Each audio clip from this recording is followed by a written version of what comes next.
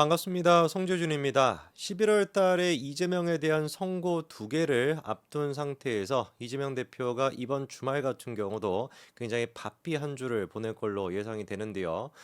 그도 그럴 수밖에 없는 것이 민주당의 텃밭이라고 했던 호남 지역을 조국혁신당에게 한 석이라도 내주게 된다면 10월 16일에 재보궐선거가 그래서 의미가 있는 거 아닙니까? 한 석이라도 내주게 된다면 이재명의 지배 체제 자체가 흔들릴 수밖에 없죠.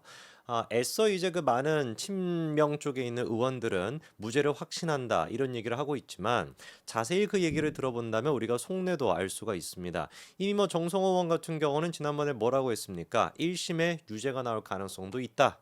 다만 대법원에 가면은 무죄를 확신한다. 어떻게 확신할 수 있는지는 모르겠어요. 뭔가 우리가 알지 못하는 또 다른 뭐 대법원에 대한 루트가 있는 것인지 미래를 뭐 점칠 수 있는 것인지 확실한 거는 그때에는 김만배도 없을 것이고 김성태도 없을 것이고 다 그렇게 뭔가 로비와 연관돼 있는 사람들이 없을 텐데 어떻게 그거를 확신할 수 있는지 모르겠습니다. 근데 정성의 얘기를 들어본다면 우리가 본심은 알 수 있죠. 1심에 설령 유죄가 나온다라고 할지라도 절대로 민주당은 흔들리지 않을 것이다. 이거는 그냥 우리가 뭐라고 하면 됩니까? 절대로 흔들릴 것이다. 이 뜻 아니겠습니까? 절대로 안 흔들리겠다라고 하면 그냥 가만히 내비두면 되죠. 굳이 뭐 얘기로 표현을 안 하더라도 안 흔들 거면 그냥 안 흔들리면 되는 것이지. 1 더하기 1이 2다. 너무나도 명백한 것을 갖다가 야 있잖아 1 더하기는 1에 뭐 이렇게 우리가 얘기하고 다녀야 되는 거예요. 당연한 것은 그냥 당연한 것이고 원래 차분한 것입니다. 원래 당연한 것을 당연하지 않다라고 우기는 사람들이 목소리가 커지는 것이고 흥분하게 되는 것이죠. 생각해보니까 제가 얘기할 때 좀 그런 경향이 있긴 한데 뭐 어쨌거나 그러다 보니까 1심에서 선거법 위반이 됐거나 위증교사가 됐거나 정성호가 보기에도 1심에 유죄가 나올 가능성이 있고 그걸로 인해 가지고 흔들릴 수 있는 여지가 굉장히 크다 보니 벌써부터 의원들을 단속하기 위해 가지고 먼저 정성호가 그런 얘기를 하는 거 아니겠습니까? 우리는 그냥 지켜보면 되겠죠. 그렇죠? 곡성이 됐거나 영광이 됐거나 두 지역 가운데 한 군데라도 조국한테 내주게 된다면 뭐 조국 혁신당 같은 경우는 조금 이제 정치적인 위치가 높아지겠죠. 근데 뭐 그래 봤자입니다. 조국 같은 경우도 대법원 판결을 앞두고 있다 보니까 얼마 안 가서 이제 들어가실 것이고 그러다 보니까 뭐 조국 없는 조국 혁신당은 뭐 뭐겠습니까? 이거 뭐 소나무 당으로 이름 바꿀 겁니까? 뭐 무슨 의미가 있겠어요? 그래서 저희 입장에서 봤었을 때는 한석을 그냥 영광이나 곡성 같은 경우는 둘 중에 하나를 조국한테 내주는 거. 그리고 민주당 이재명이 지는 게 우리한테는 플러스가 되겠죠. 그렇죠? 자, 그래서 이제 그런 사태를 막기 위해 가지고 이재명이가 방방곡곡을 돌아다니면서 계속해 가지고 열심히 목소리를 내고 있는데 눈에 띄는 것이 최근에 이제 돌아다닐 때 김혜경 씨랑 같이 돌아다닌다라는 거예요. 근데 김혜경 씨랑 같이 돌아다니다 보니 아무래도 이제 그 개딸들 그리고 또 개아들들이 많이 이제 모이게 되는데 피리 부는 사나이처럼 이제 얘네들이 막 모이지 않습니까? 근데 걔네들이 이제 그 지나가는 이재명과 김혜경한테 던지는 메시지를 듣고 있으면은 진짜 속된 표현으로 이제 약간 좀 오바이트가 나온다라는 생각이 드는데요. 저 혼자만 그거를 느낄 수는 없죠. 여러분들도 같이 느껴보시기 바랍니다. 영상 하나 보고 오시죠. 는 유나 유능한 유나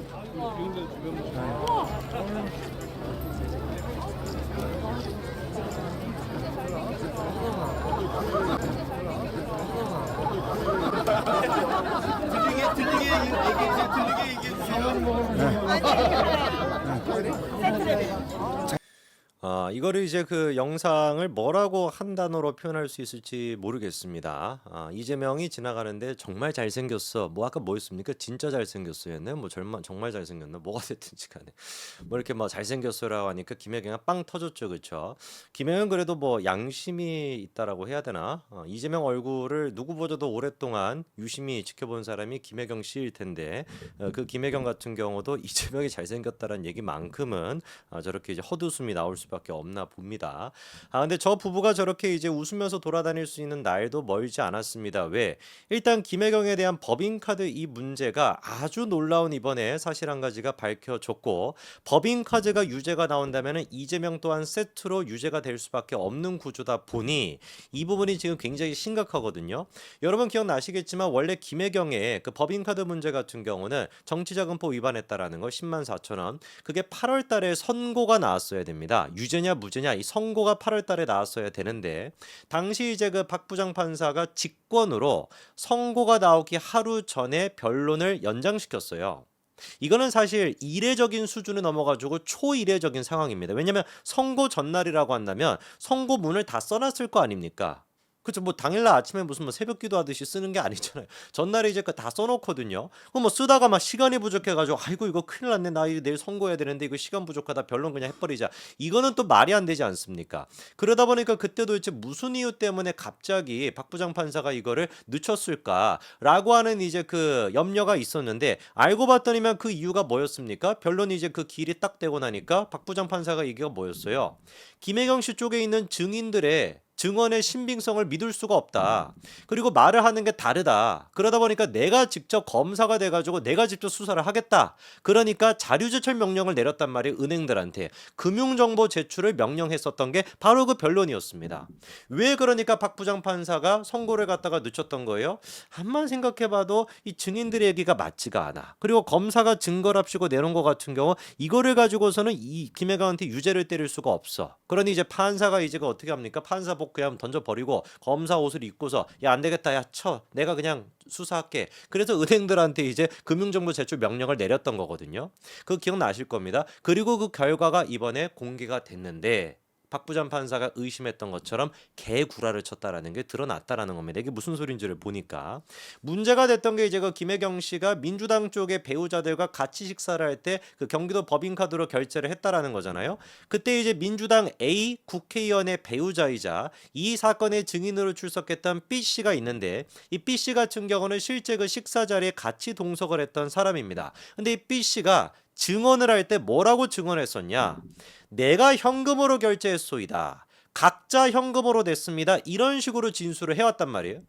그러니까 김혜경 씨가 지금 문제가 혐의가 있는 것처럼 경기도 법인카드를 쓴 것이 아니라 참석했던 사람들이 각자 현금으로 냈습니다. 이런 식으로 진술을 했어요. 그런데 웬걸 금융정보의 그 제출 명령에 따라 가지고 제출받은 자료를 딱 보니까 현금 결제가 이루어지지 않았다 이겁니다. 개구라를 친 게 지금 드러난 겁니다.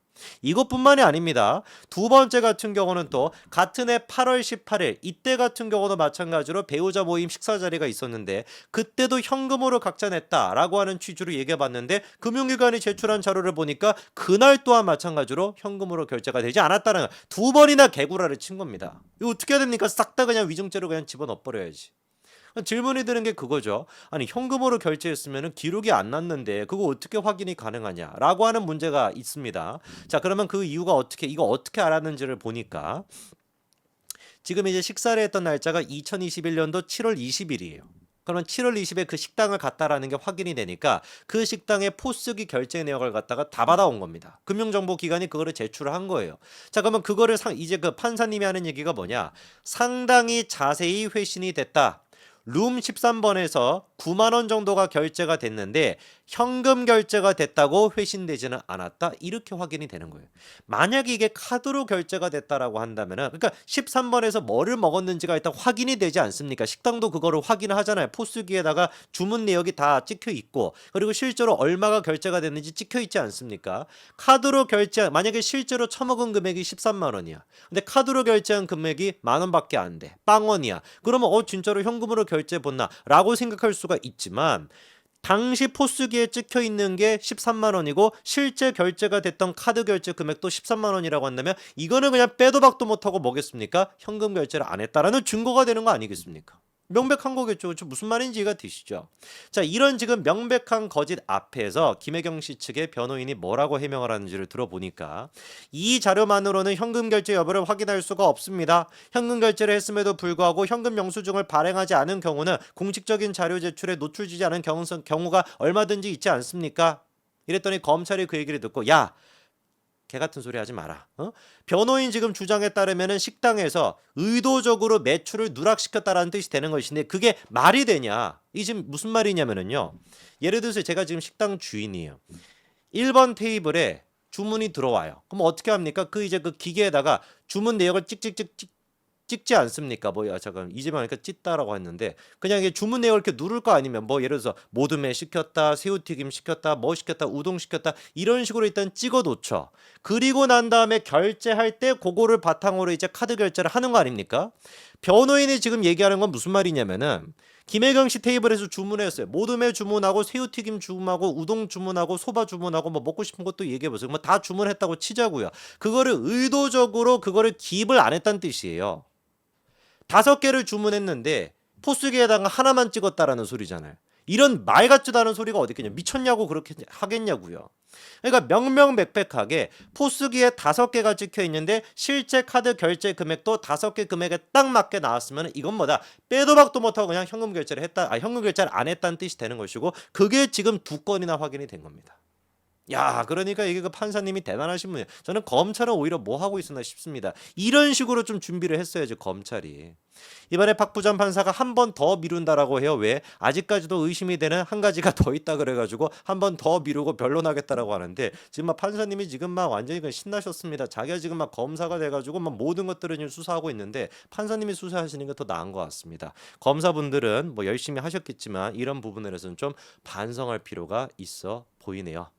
참 진짜 박 부장 판사가 다음에는 또 어떤 놀라운 결과를 나타내 줄지 일단 김혜경 측에서 명명백백하게 거짓말을 2번이나 했다라는 건 확인이 됐습니다. 우리 김혜경 씨는 지난번처럼 또 법원에서 울상되지 않을까. 지난번에도 무슨 뭐 울었다 그랬나 뭐 흐느꼈다 그랬나 뭐 그랬던 것 같은데 그날이 또 멀지 않았네요. 여기까지 말씀드리겠습니다. 감사합니다.